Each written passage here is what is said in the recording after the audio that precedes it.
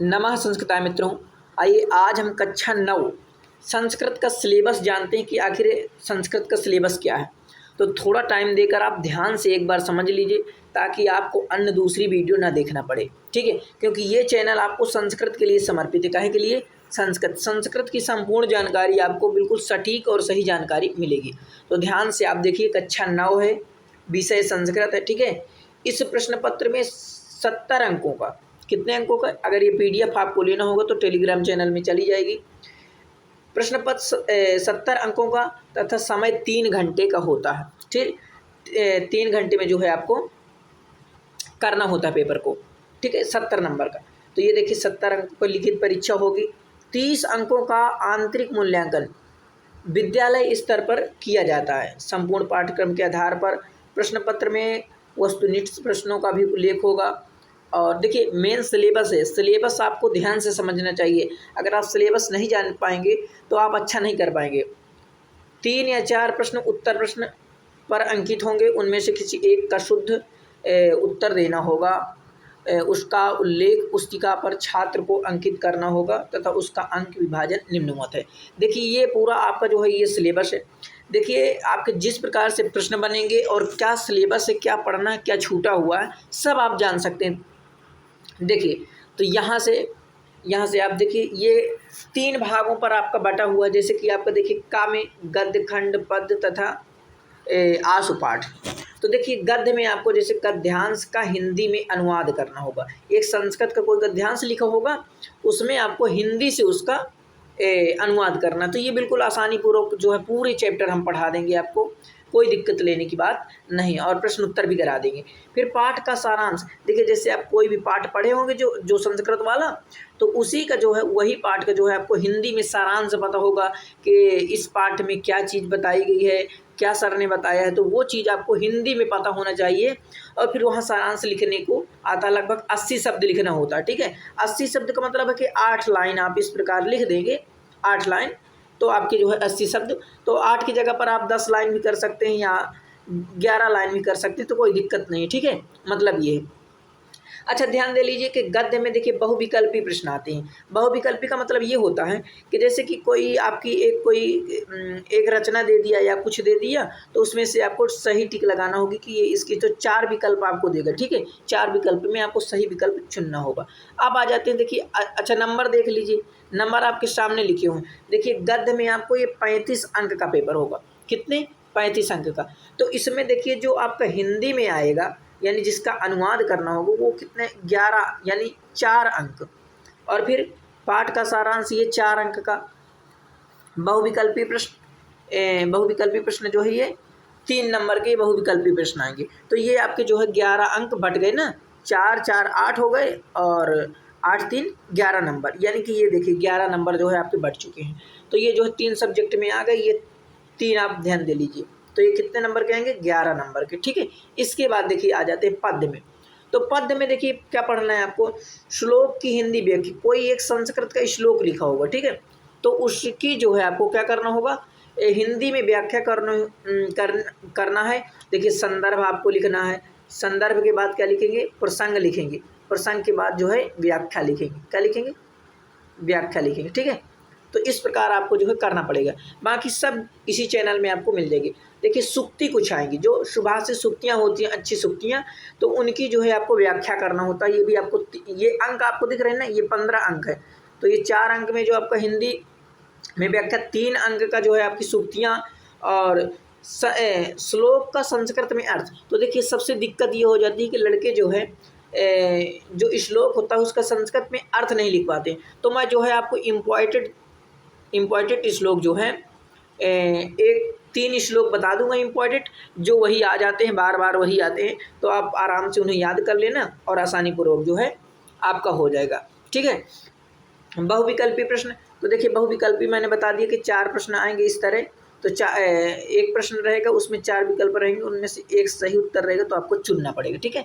अगला प्रश्न देखिए, तो ध्यान से देखिए ये आशुपाठ का मतलब क्या होता है? देखिए पात्रों का चरित्र चित्रण आएगा, जो पात्र होंगे उनका हिंदी में चरित्र चित्रण। जैसे जैसे आप हिंदी में पढ़े होंगे पंडित प्रताप नारायण मिश्र का चरित्र चित्रण, तो इस प्रकार से इसमें भी कुछ पात्र होते हैं उनका जो है संस्कृत में, तो उनका जो है आपको चरित्र चित्रण हिंदी में लिखना होता है। ठीक है, ये आपको 6 अंक में जो है विभाजित है, बहुविकल्पी प्रश्न 3 अंक का। ठीक है, तो ये जो है ये समझ लीजिए, पूरा आपको ध्यान से पूर्वक एक बार देख लीजिए। अगला देखिए खंड अब आ जाता है आपका व्याकरण वाला। तो व्याकरण में अनुवाद रचना, ये जो है आपको 35 अंक। तो देखिए सबसे अच्छा है, अगर आपको संस्कृत पढ़ाना नहीं आ रहा है तो व्याकरण वाला पोर्शन तैयार कर लीजिए। बाकी आप अगर जुड़ जाएंगे चैनल में तो संस्कृत की संपूर्ण जानकारी और बिल्कुल आपको एक बेसिक से बताया जाएगा पूरा। ठीक है, अगला प्रश्न देखिए, तो व्याकरण में आपको क्या क्या पढ़ना है, ध्यान से देख लीजिए। महेश्वर सूत्र होते हैं, 14 महेश्वर सूत्र हैं, तो मैं महेश्वर सूत्र आपको याद करा दूंगा कैसे याद करना है। सूत्रों के आधार पर स्वर व्यंजन का सामान्य ज्ञान तथा स्वर व्यंजन का सामान्य परिचय, ये कुछ नहीं है। ठीक है, अब देखिए स्वर संधि आपको पढ़ना। संधि में आपको देखिए जो संधि है आपकी संधि, जैसे संधि, तो संधि में आपको कितनी संधि पढ़ना है, तो इसमें आपको संधि देखिए 3 प्रकार की होती है, स्वर संधि, व्यंजन संधि, विसर्ग संधि। इसमें आपको स्वर संधि में सिर्फ दो सूत्र पढ़ना है, एक आकाशवर्णी दीर्घ और आदि गुणा, यानी गुण संधि और दीर्घ संधि। अब व्यंजन संधि में आपको स्तो चसुना चसु, सिर्फ एक है संधि पढ़ना। तो ये हुआ। अब देखिए आ जाता शब्द रूप। शब्द रूप बच्चों को याद नहीं होते हैं, कहते हैं हम शब्द रूप याद नहीं कर पाते हैं, जैसे पुल्लिंग राम हरि गुरु, तो वो रूप याद नहीं कर पाते हैं। और स्त्रीलिंग में रमा मति वाज, तो बिल्कुल आसानी पूर्वक गायन के माध्यम से, किस प्रकार से, गायन के माध्यम से। जैसे गाना गाते हैं ना, तो कोई गाना आप ही गाएंगे और उसी गाने पर जो है हम शब्द रूप आपको याद करा देंगे। ठीक है, धातु रूप भी इसी प्रकार। लट ये जो है 5 आपको पढ़ना है, वैसे धातु 10 प्रकार के होते हैं। जो लकार होते हैं तो वो जो है लकार आपके 10 प्रकार के होते हैं, तो आपको सिर्फ 5 ही लकार पढ़ना है। तो इसमें देखिए परस्मय पदी आपको पढ़ना कुल, तो परस्मय पदी, आत्मनेय पदी, उभय पदी, 3 प्रकार की धातुएं होती हैं, ये भी आप नोट कर सकते हैं। तो धातु जो है कितने प्रकार की होती है, धातु जो है हमारी 3 प्रकार की होती है। ठीक है, परस्मय पदी तो सिर्फ आपको परस्मय पदी, जैसे परस्मय पदी में आप देखे होंगे पाठाती, इस प्रकार का लिखा होता है ना, तो ये सब धातुएं जो है परस्मय पदी के अंतर्गत आती हैं। तो ध्यान से समझेंगे, कोई दिक्कत नहीं। पाठ गम अस सक प्रश्मानी, तो ये जो है आपकी कुछ धातुएं हैं। नंबर आप देख सकते हैं यहाँ पर, नंबर नोट एक बार ये सिलेबस आप लिख लेना, दिक्कत नहीं लेना, लिख लेना है आपको। जब लिख लेंगे तभी अच्छा कर पाएंगे, मेरी बात मान लेना, बाकी आपको पूरी तैयारी करा दी जाएगी।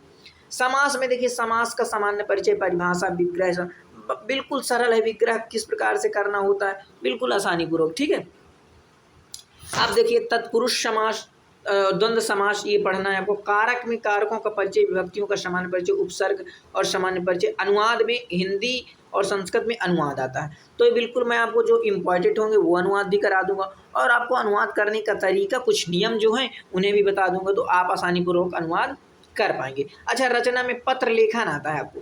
ठीक है, पत्र लेखन में देखिए जैसे आपको विद्यालय से छुट्टी लेना है और कुछ करना है, तो ये बिल्कुल आसानी पूर्वक पत्र लेखन भी हम करा देंगे, आपको कुछ दिक्कत नहीं लेना। संस्कृत शब्दों का संस्कृत वाक्यों में प्रयोग होता है, तो ये सब आपको हम करा देंगे, बस आपको चैनल को सब्सक्राइब कर लेना है, जुड़े रहना है। इसी प्रकार आप देखिए निर्धारित पाठ्य पुस्तकें, तो देखिए इसमें आपकी कुछ पाठ्य पुस्तकें, जैसे आपको देखिए संस्कृत गद्य भारती में, तो ये संस्कृत गद्य साहित्य का विकास, अस्माकं राष्ट्रीय प्रतीकानि, आदिकवि वाल्मीकः, बंधुत्व संदेष्टा रविदासः, आजाद चंद्रशेखरः, भारतवर्षं परमवीर अब्दुल हमीदः।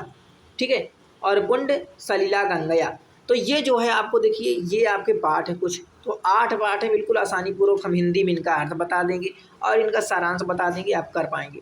संस्कृत पदभूषण की बात करें तो यहाँ पर देखिए मंगलाचरण आपका जो एक मंगलाचरणम, तो ये जो आपका एक पाठ है इसे पढ़ना है। रामस्य कृत्यभक्ति, भारत देशः, नारी महिमा और नीति नवनीतम, तो ये पाठ आपके हैं। बाकी देखिए परिशिष्ट में अगर देखेंगे तो यहाँ पर आपकी टिप्पणियाँ, पाठ सारांश, ऐसे संस्कृत का कथा कौमुदी, ये गार्गी याज्ञवल्क्य संवाद आता है, तो ये बिल्कुल आसानी पूर्वक हम करा देंगे।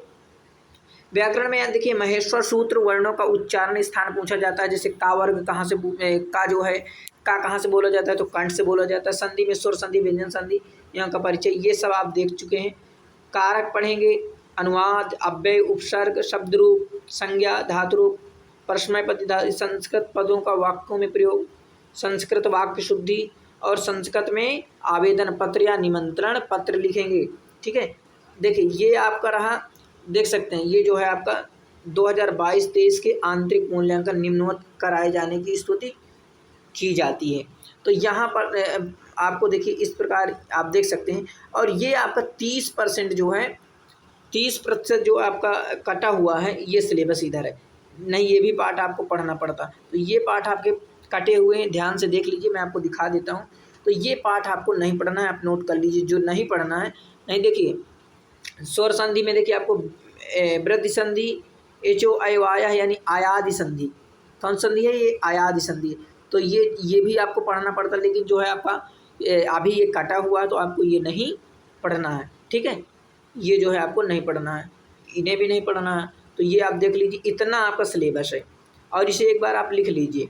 ठीक है, तो इस प्रकार जब आप लिख लेंगे अब बिल्कुल आसानी पूर्वक तो आपको पता हो जाएगा। देखिए पूरा सिलेबस आपको बता दिया, बाकी जो भी इससे प्रश्न उत्तर रहेंगे सब हम करा देंगे। नमा संस्कृत मित्रों, बस इस प्रकार से आपको संस्कृत का देखिए प्रचार प्रसार करिए, जिस प्रकार होगा हम आपका सहयोग करेंगे। और चैनल पर नए आए हैं तो चैनल को सब्सक्राइब कर लीजिए, क्योंकि संस्कृत को हम इसी प्रकार बढ़ाएंगे और संस्कृत की संपूर्ण जानकारी आपको इसी चैनल में मिलती रहेगी।